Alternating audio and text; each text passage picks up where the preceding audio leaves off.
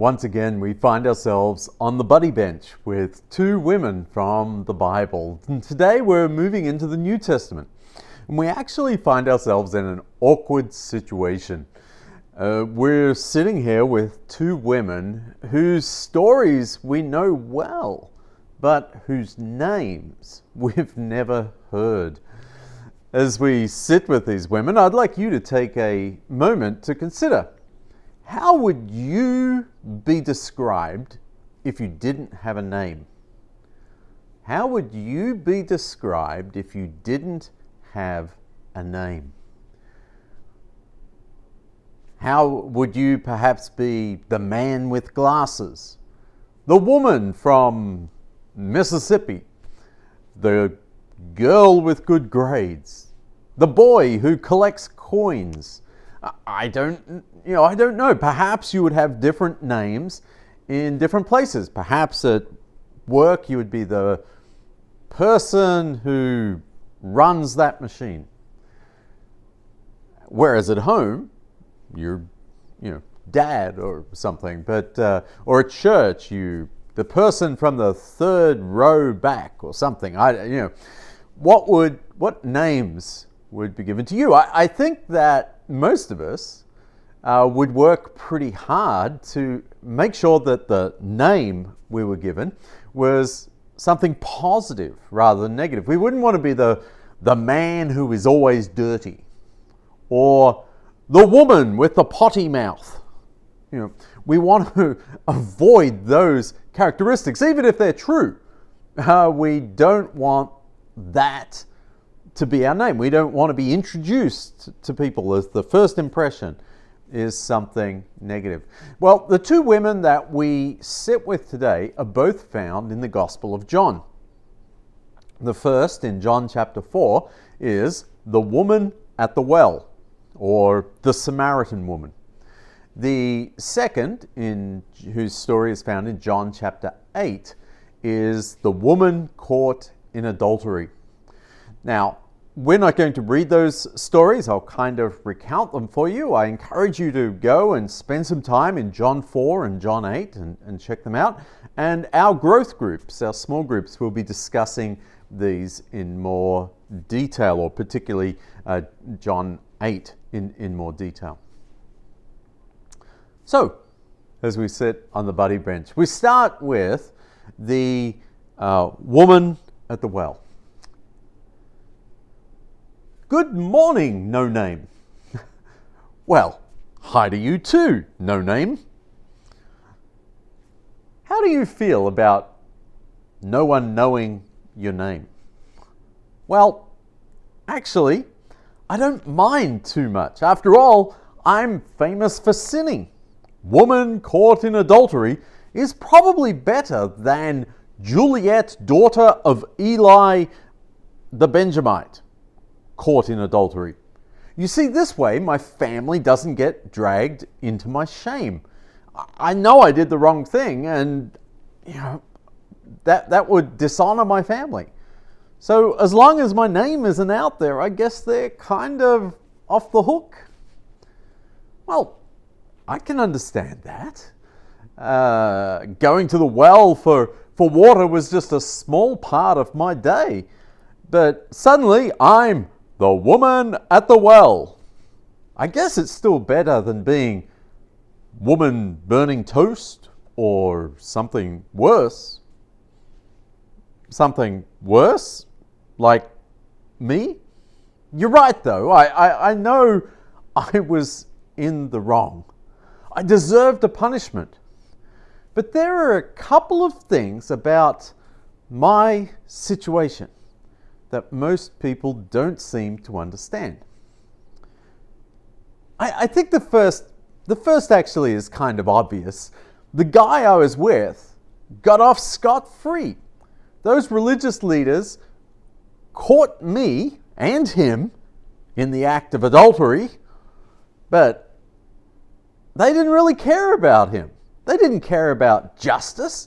They just wanted a warm body that they could drag in front of Jesus in order to trick him and put him in a difficult situation, and that was me. No one The second thing people don't realize is that no one actually got stoned in Jerusalem.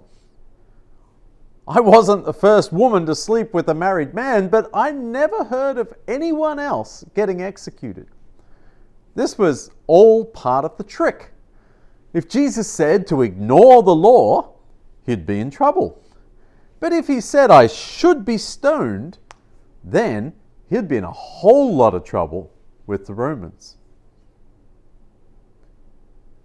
Justice, executions, that was their job, not the Jews.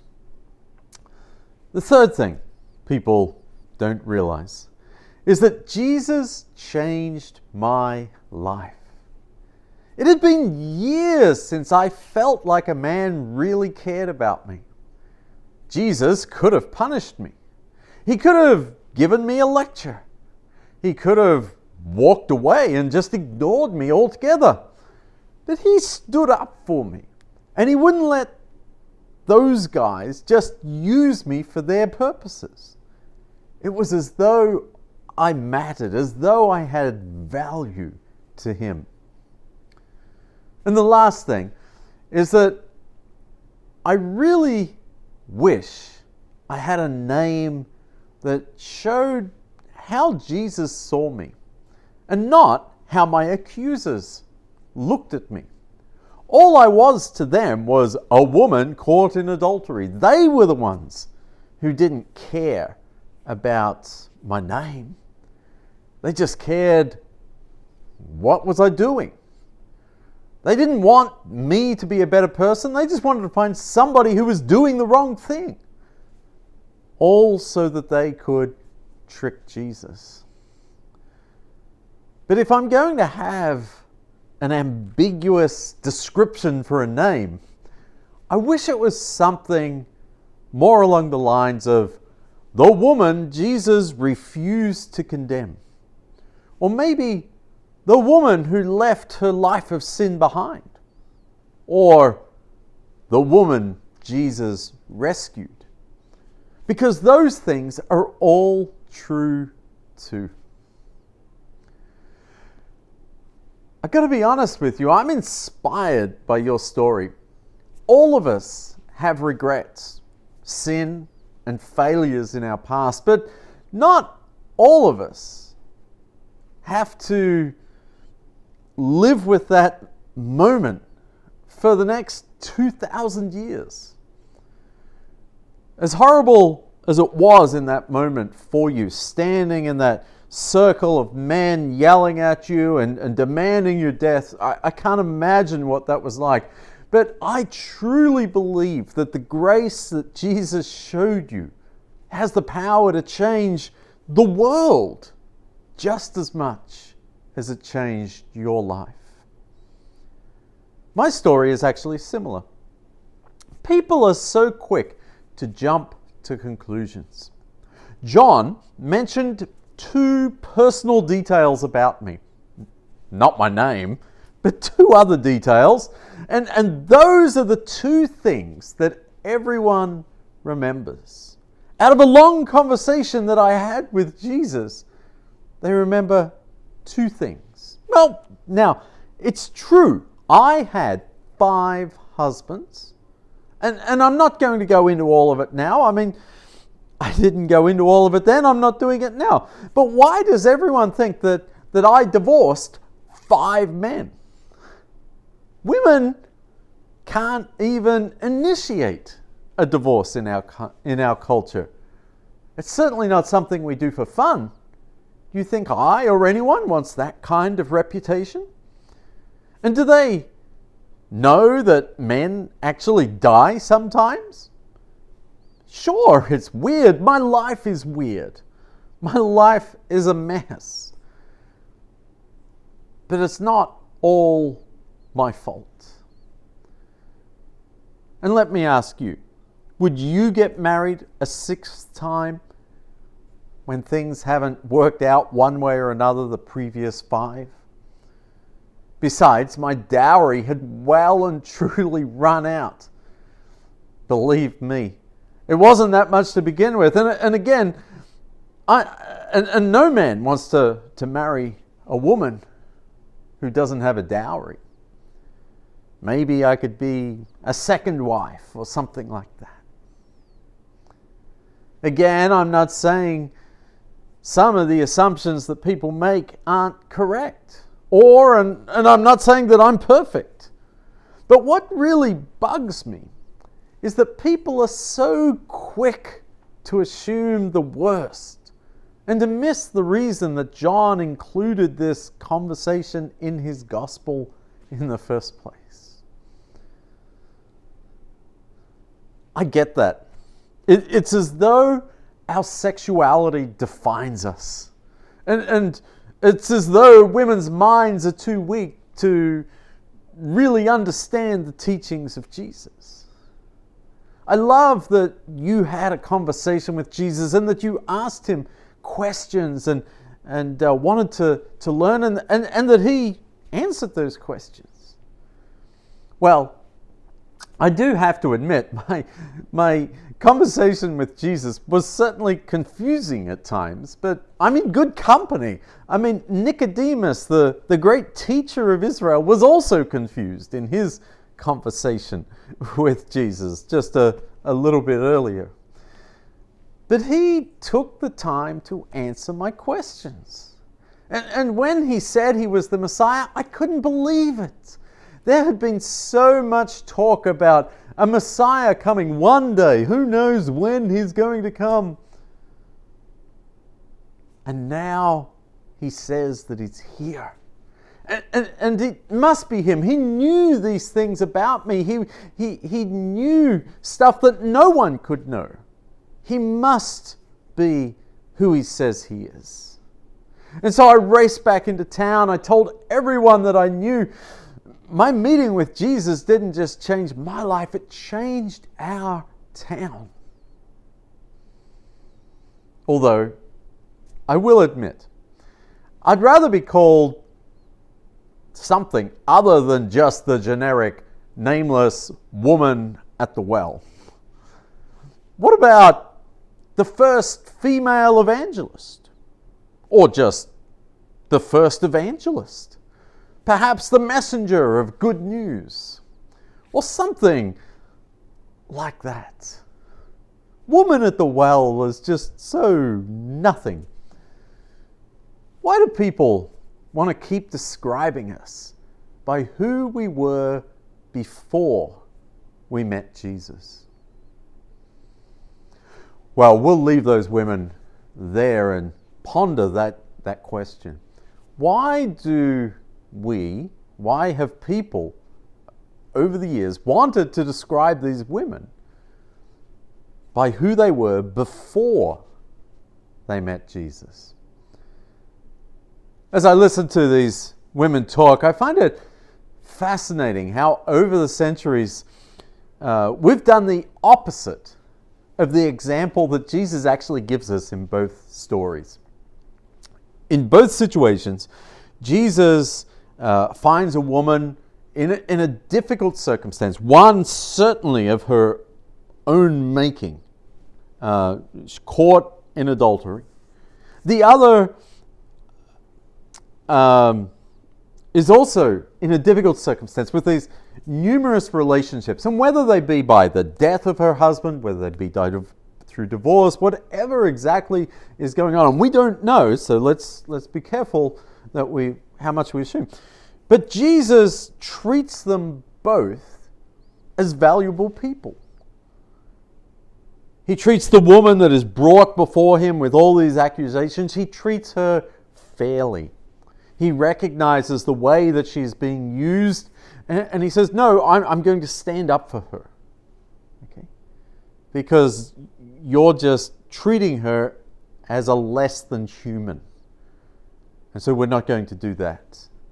And then the second woman who's had all of these marriages, whose life is just a turmoil, and again, he has a conversation with her and respects her as he answers questions, as he says, look, I've got living water and it's for you. You can drink of it. even though you're a woman, even though you're a Samaritan, even though your life is all messed up, he says, this is a gift that I have that I want you to experience. And yet, we've tended in the way that we characterize these women to make them shallow. To one is known as an adulterer, the other is just a woman at the well.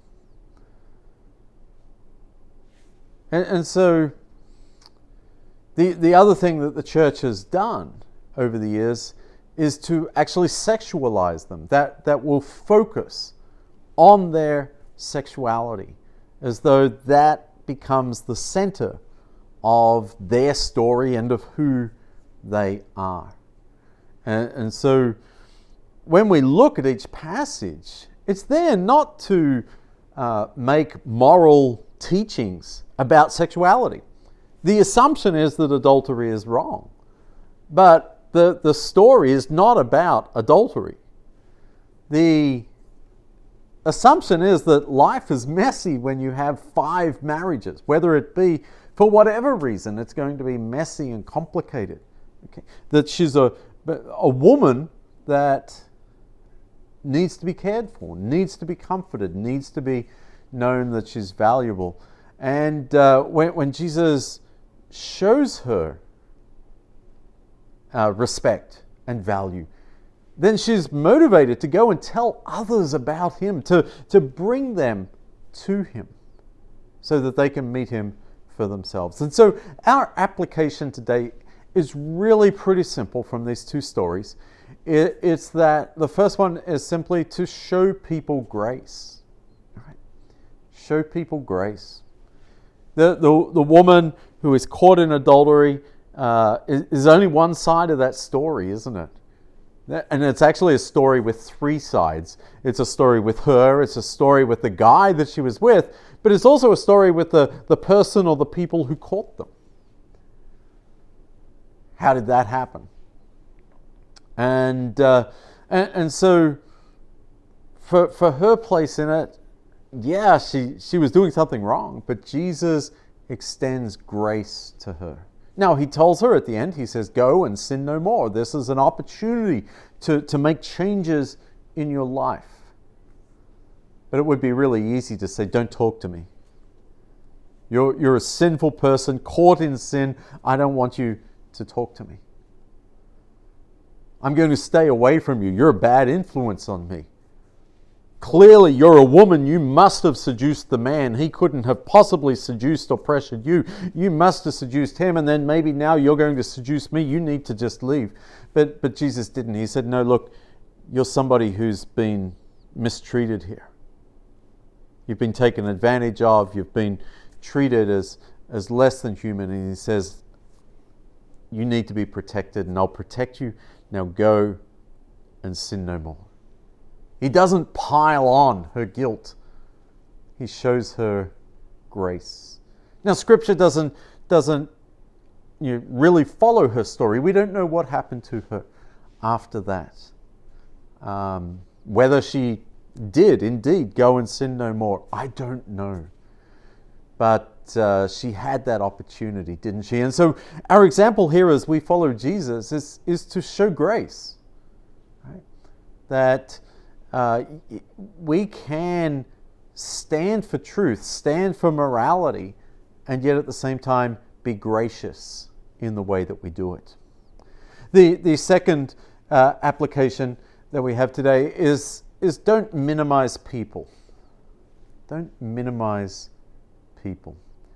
You see, the woman at the well is not just a woman at the well.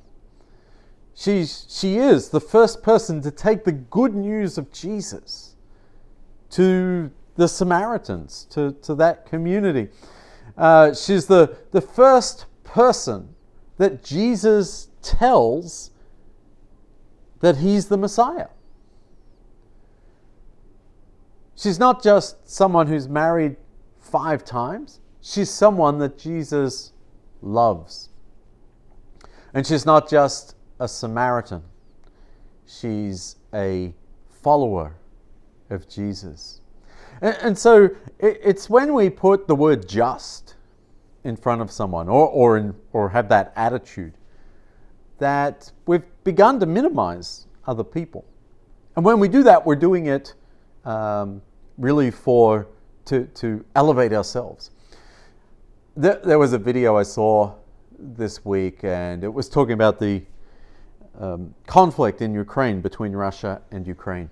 And it was different reporters or newscasters, and they were European, and they were in shock that there was a war going on in Europe. And they even said, this isn't North Africa, this isn't the Middle East, this is Europe. And it really kind of blew their mind, because they're like, well, we're accustomed to there being conflicts and wars and fighting, and it's no surprise if it happens in other parts of the world, but this is happening in Europe. How could it possibly happen? There was just a real attitude there of Europeans don't fight. Well, of course, history, a quick look at history, reminds us that Europe has been the center of some enormous wars and terrible conflicts. But we lose sight of that very quickly, and these people had clearly elevated themselves and thought that their civilization, their society was above the violence and the conflicts that lesser societies in other parts of the world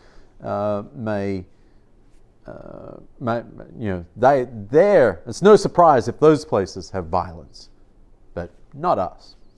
So I'm reminded of Philippians 2 verses 3 and 4. And there Paul writes to the church, and he says, do nothing out of selfish ambition or vain conceit. In humility, value others above yourselves. Not looking to your own interests, but each of you to the interests of others. It's such a hard thing to do, isn't it? To value others above ourselves. To not be concerned about our own interests, but to give priority to the interests of other people. To have compassion for those around us. To miss out on some things ourselves in order to show love to those around us.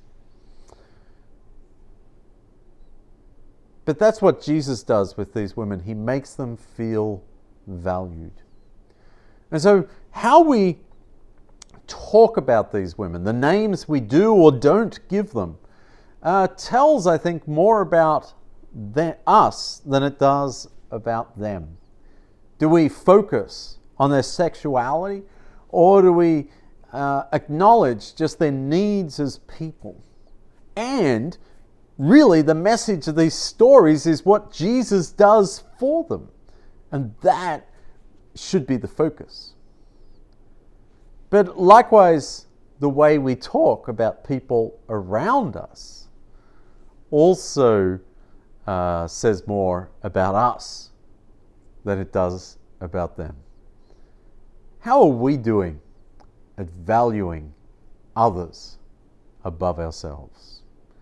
Philippians 2 goes on to talk about how Jesus, just in coming to earth and everything that he does, how he sets an example of valuing us above his own life.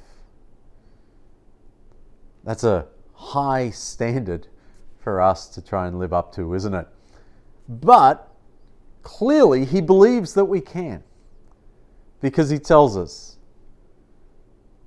in humility, value others above yourselves, not looking to your own interests, but each of you to the interests of others. I hope you've been blessed by this time sitting on the bench with two women whose names we'll never know this side of glory. Ooh.